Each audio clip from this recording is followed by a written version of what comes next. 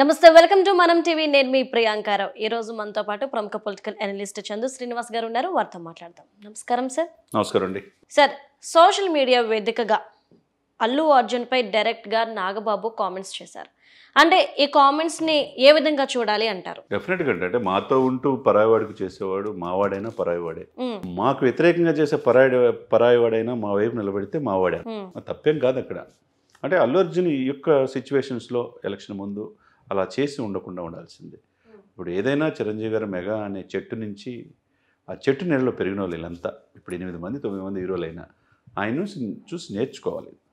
ఎందుకంటే ఇప్పుడు నువ్వు రాజకీయాల్లో ఉన్నావు, సినిమాల నుంచి రాజకీయాలు వెళ్ళారు, రాజకీయాల్లో అనేక మంది ఉంటారు.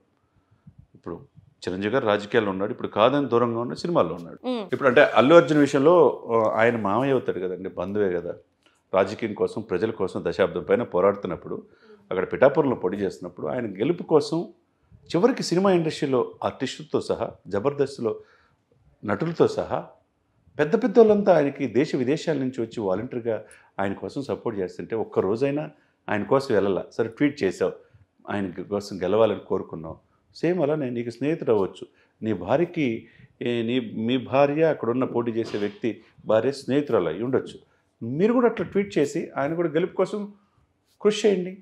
అంతేగాని డైరెక్ట్గా అక్కడికి వెళ్ళి ఏం చేసావు? ర్యాలీకి పర్మిషన్ లేదు, మీ మీద కేసు నమోదైంది, అక్కడ ఉన్న వాళ్ళ మీద కేసు నమోదైంది, దానికి చూసి చూడనట్టు ఉన్న పోలీస్ డిపార్ట్మెంట్ మీద నోటీసులు ఇచ్చారు ఎలక్షన్ కమిషన్.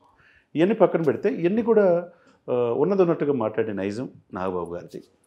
ఎవరికి భయపడ్డు అంటే ఒక మాతో ఉంటూ మా కుటుంబ సభ్యుడిగా ఉంటూ ప్రత్యర్థుల కోసం నిలబడేవాడు మావాడైనా పరాయివాడని అన్నాడంటే ఎంత బాధపడి అంటాడు. అది తప్పు కదా. నాగబాబు గారు అన్నదంటూ 100% కరెక్టే. నువ్వు ఎదిగే కొంది ఒదిగి ఉండాల, అంతేగాని నేనే అనే అది ఇది నీలో ఉండకూడదు. ఉన్నప్పుడు అందరూ దూరం అయ్యే పరిస్థితి వస్తుంది.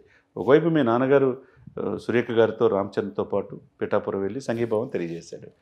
మీ నాన్నగారే సంఘీభావం తెలియజేస్తే మీకు వెళ్ళే టైం లేదా? అంటే మీ భార్య యొక్క స్నేహితురాల కోసం వాళ్ళ హస్బెండ్ కోసం ప్రత్యర్థి పార్టీ వైసీపీ పార్టీకి ఓరాఓరిగా ఉండి చిరంజీవి గారి ఫ్యామిలీని మెగా ఫ్యామిలీ అనేక మాటలది వ్యక్తిగతాన్ని చేస్తూ ఉంటే ప్యాకేజ్ స్టార్ మ్యారేజ్ స్టార్ అంటూ ఉంటే మీ కుటుంబ సభ్యుడిని నువ్వెంతో ఇష్టపడే పవన్ కళ్యాణ్ని ఆయన కోసం ఆయన గెలుపు కోసం నువ్వు వెళ్ళకుండా పిఠాపురం ఎక్కడో రాయలసీమ వెళ్ళి అక్కడ కోసం ఆయన గెలుపు కోసం చేయటం తప్పు కదా. 100% నాగబాబు గారి వాక్యాల్లో మనం దాని అర్థాన్ని మనం చూడాలి. అది కరెక్ట్ కాదు. రాజకీయాల్లో వైరు వర్గాలుగా ఉన్నప్పుడు నువ్వు ఎవరి వైపు ఉండాలి? నీ కుటుంబ సభ్యుడి వైపు ఉండాలి. నువ్వు అపోజిట్ వైపు వెళ్ళినప్పుడు ఏమనుకుంటారు మీరు? అదే ఆ పత్రికల్లో ఆ యొక్క ఛానల్లో వైసీపీ వైపు నిలబడిన అల్లు అర్జున్ వేసుకున్నారు. దానివల్ల ఎంత డ్యామేజ్ అండి. అంటే చంద్రు గారు ఈరోజు నాగబాబు గారు కామెంట్స్ కావచ్చు, అట్లనే అల్లు అర్జున్ చేసిన ఇష్యూ అయితే కావచ్చు, ఈ రెండింటిని బేస్ చేసుకొని అల్లు ఫ్యామిలీ వేరు మెగా ఫ్యామిలీ వేరు అని అనుకోవచ్చా? డెఫినెట్గా ఆ గ్యాప్ ఏదో ఇద్దరి మధ్య ఉన్నదనేది స్పష్టంగా కనపడుతుంది. ఎందుకంటే ఇదివరకు కొంత సఖ్యతగా రామచరణ్కి అల్లు అర్జున్ వారి మధ్య లేదు. రామచరణ్ ఒక డిసిప్లిన్గా వాళ్ళ నాన్న తండ్రి నుంచి ఒక వారసుడిగా ఎమర్జ్ అయిన తీరు, గ్లోబల్ స్టార్గా ఎదిగిన తీరు, ఆస్కార్ రేంజ్కి ఎదిగిన తీరు మనం గమనిస్తున్నాం. ఎంత డౌన్ టు ఎర్త్లాగా కరోనా టైంలో కూడా 24 క్రాఫ్ట్స్ కోసం వాళ్ళ నాన్నగారి ఆదేశాల ప్రకారం 6 మాసాల పాటు నిత్యావసర వస్తువులు ఇచ్చారండి. మొత్తం దగ్గరుండి రామచరణ్ చూశాడు. బ్లడ్ బ్యాంకు బాధ్యతలు, ఐ బ్యాంక్ బాధ్యతలు చూస్తున్నాడు. ఒకవైపు ఫ్యాన్స్ని కోఆర్డినేట్ చేసుకున్నాడు. తండ్రికి మించిన తనయుడిగా ఆయన రూపాంతరం చెప్తున్నాడు. ఇప్పుడు ఆయన తీసింది 17 సినిమాలే, గేమ్ చేంజర్గా త్వరలో రాబోతున్నాడు. ఆయన ఎంత G20 సమావేశాలు కూడా ఈ దేశంలో ఏ నటుడికి లేని ఆహ్వానం ఆయనకు వచ్చిందంటే అమిత్ షా గారు కూడా పిలిచి అప్రిషియేషన్ చేస్తున్నారంటే అంత గొప్ప వ్యక్తి. ఆయనకంటే ఇప్పుడు ఆ విధంగా ఎదిగే కొంది ఒదిగుండాలి. కానీ ఇలా వేరియేషన్స్ అంటే సమాజానికి ఏ మెసేజ్ ఇస్తున్నావు నువ్వు? నీ కుటుంబ సభ్యులు కూడా కాదని వైరు వర్గాలకి ఆపోజిట్ పార్టీకి మీ ఫ్యామిలీ మొత్తాన్ని దూషించిన వ్యక్తులకి నువ్వు మద్దతు తెలియజేస్తావంటే అది అనాలోచితమైన చర్యగా మనం భావించాలి. ఎవరు చెప్పినా అంతే. అల్లు అర్జున్ చేసింది తప్పు.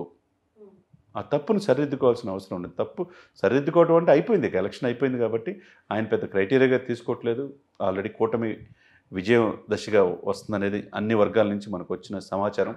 అది రాయలసీమ కావచ్చు, ఉత్తరాంధ్ర కావచ్చు, కోస్తా కావచ్చు, ఎప్పుడూ లేని విధంగా ప్రజాస్వామ్యంలో వర్ధిల్లినట్టుగా ప్రతి ఒక్క ఓటర్ కూడా హైదరాబాద్లో ఉన్న ఆంధ్రప్రదేశ్ నుంచి వచ్చిన సెటిలర్స్ అంతా కూడా దాదాపు 45 lakh పీపుల్ బస్సులు ట్రైన్లు లేకపోయినా టూ వీలర్ వేసుకొని వెళ్ళి ఓటు వేసుకొని మళ్ళీ రిటర్న్ అవుతున్నారంటే అది ప్రజాస్వామ్యం. ఆ గొప్పతనాన్ని మనం కాపాడుకోవాలి. ప్రజాస్వామ్య విలువలతో ఉండాలి.